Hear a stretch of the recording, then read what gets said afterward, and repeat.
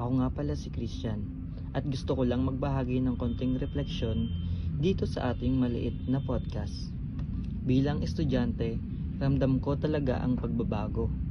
Noon, sanay tayo sa written exam, quizzes sa papel at recitation sa harap ng klase. Pero ngayon online at blended learning, iba na ang sistema. Mas ginagamit na ang online quizzes, modules at minsan project-based ang evaluation. Nakakapanibago kasi hindi lang memorization ang tinitignan ngayon.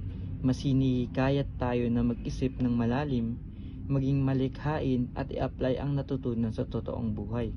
Ang challenge nga lang, minsan may problema sa internet, sa gadget, at minsan mahirap din mapanatili ang pagiging tapat sa pagsusulit dahil meron ng mga artificial intelligence.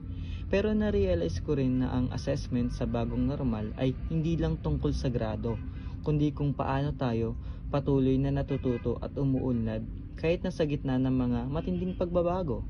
At para sa akin, iyon ang tunay na sukatan ng edukasyon.